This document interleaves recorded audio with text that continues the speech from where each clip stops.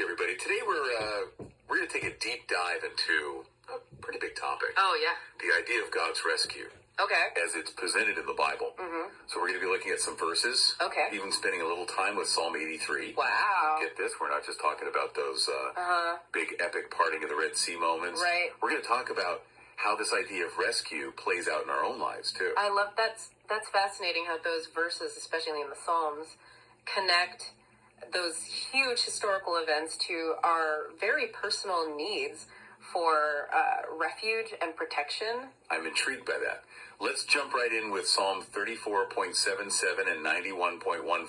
Okay. The first one says, the righteous cry out and the Lord hears them. Mm-hmm. And then 91.1 side, he will call on me and I will answer him. I will be with him in trouble. I will deliver him and honor him. Wow. There's such a sense of urgency, yet also comfort in those words. Yeah. What strikes me is how those verses speak to a universal human need. Yeah, feeling alone, overwhelmed, in danger, that's something we can all relate to. Right. And the message here is that there's something bigger than ourselves that hears us, that cares. So it's not just about physical danger, right? Right. I'm thinking about Colossians 1.13. Okay. Where it talks about being rescued from the dominion of darkness. Right. It feels so metaphorical, like a whole different kind of rescue. Absolutely. It speaks to the idea of spiritual rescue, of being freed from a state of captivity. Okay. You know, you're pulled from a place where you're blinded, maybe even controlled by forces you don't even understand. Wow. And there's this beautiful imagery of being brought into the light, right, into a new way of being. It makes me think of those times when you're going through something really tough. Yeah. And you feel like you're just all alone in the darkness. Mm-hmm. And then there's suddenly this glimmer of hope. Yeah. A new perspective. Right. That helps you see things differently. That's a great connection. It points to a crucial aspect of the Christian faith salvation as a form of rescue. Mm-hmm. Think about Romans 11.26. Okay. Where it hints at a deliverer coming to turn people away from godlessness. Wow. This foreshadows the ultimate rescue we see in Jesus Christ. Right. But it also acknowledges that yearning for freedom we all experience. Right, that longing for something more, for something better. Yeah. But before we jump to Jesus, I want to pause on the idea of God's promises. Okay. Isaiah 46.4 is beautiful. Yeah. Even to your old age and gray hairs, I am he who will sustain you. I have made you and I will carry you. I will sustain you and I will rescue you. Wow. It's almost like God saying, I've got you no matter what. What's powerful about that verse is that it links God's rescue to his ongoing commitment. Mm-hmm. It's not just a one-time intervention. Right. It's a constant presence, a source of strength throughout life's journey. Which is a very different image than the warrior God we see in Deuteronomy 20.4. Right. Right. Yeah. It's all about God fighting alongside his people, ensuring their victory. It's a fascinating contrast. On one hand, we have God as the gentle shepherd, guiding and protecting us. And on the other hand, we have God as a mighty warrior fighting on our behalf. But maybe it's not a contradiction. Right. Perhaps it just reflects the different ways that God's rescue shows up in our lives. Right. Sometimes we need that gentle hand to lead us. And sometimes we need that fierce protection to see us through. It's like God meets us where we are with the kind of rescue we need in that moment. Yeah. Which brings us to the ultimate rescue. Okay. The one found in Jesus Christ. Mm-hmm. In 2 Timothy 4.18. Okay. Paul writes, the Lord will rescue me from every evil attack and will bring me safely to his heavenly kingdom. Wow. And of course we can't forget John 3.16. Of course. For God so loved the world that he gave his one and only Son, that whoever believes in him shall not perish, but have eternal life. These verses take us beyond just earthly rescue. Right. They're about a promise of something beyond this life, about being reconciled with God and entering into a new reality. Wow. But I think it's important to unpack what eternal life means here. Yes, because sometimes that phrase gets thrown around, and I'm not sure everybody really understands what it implies. Yeah. Is it just about living forever, or is there something deeper there?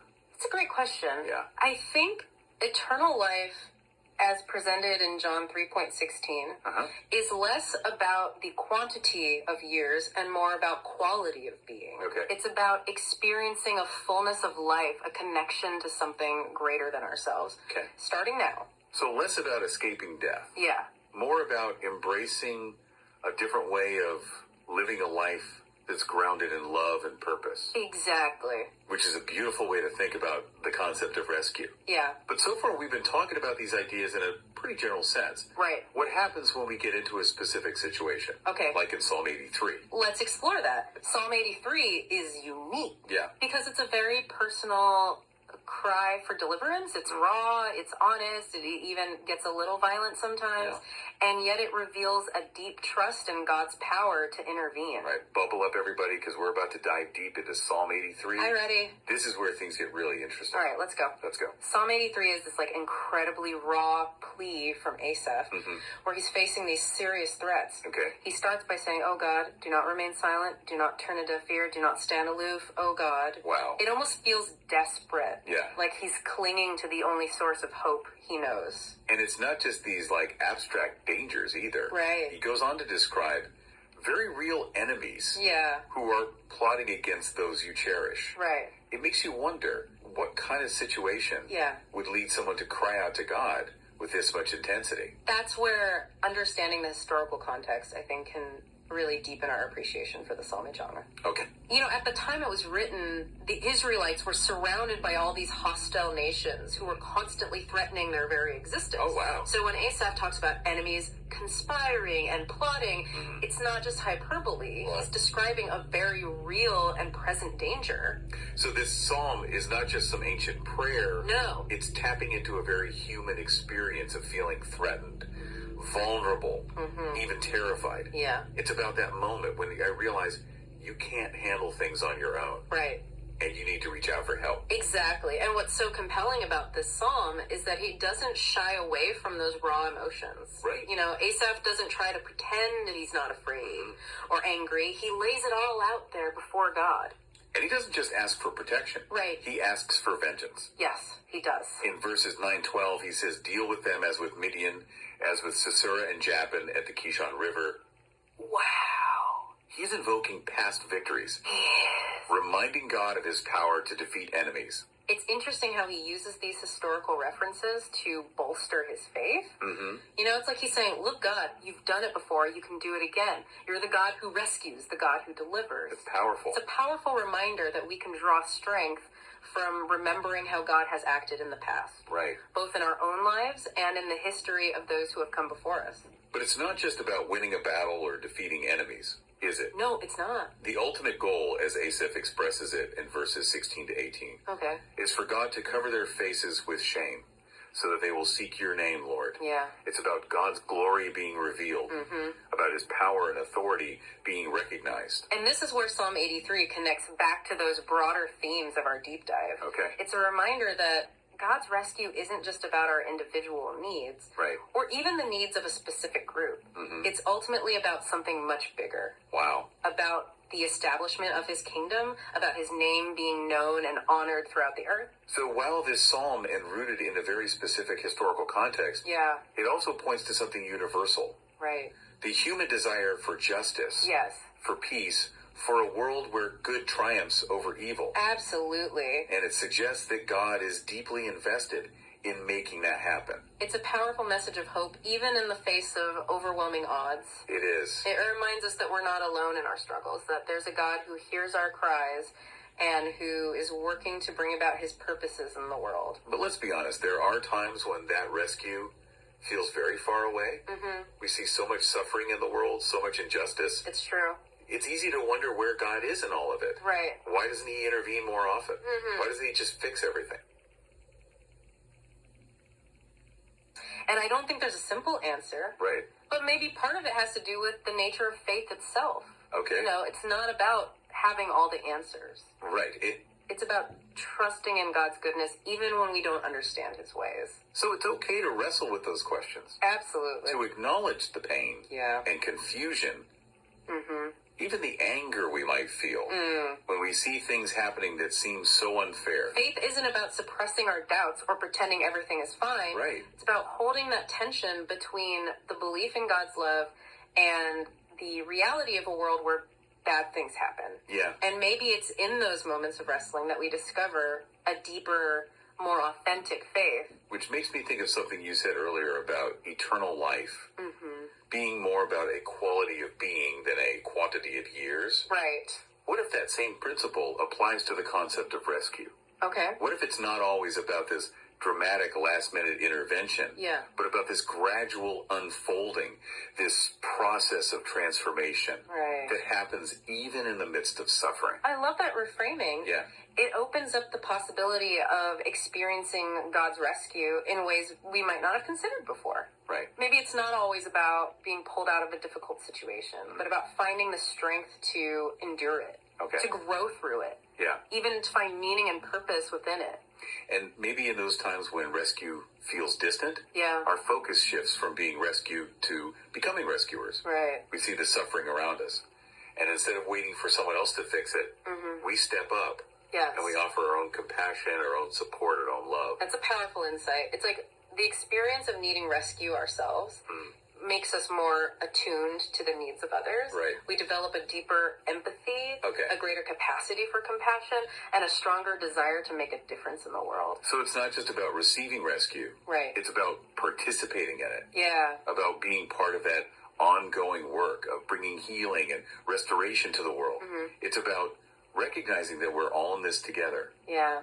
And that each of us has a role to play. Absolutely. In offering and receiving the kind of rescue that's needed. Which brings us back to the idea of partnership with God. Okay. You know, we're not just passive recipients of his grace. Right. We're active participants in his plan.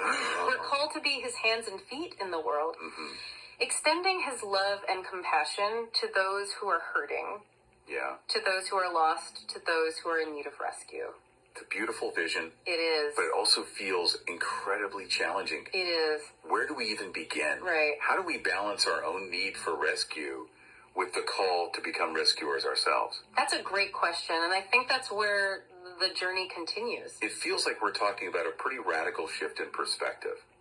You know, it's not just about waiting for God to swoop in and rescue us. Yeah. It's about becoming more aware of how we can participate in that process for ourselves and for others. And I think that's where the real power of God's rescue comes in. Okay. You know, it's not just a concept, it's a call to action. Right.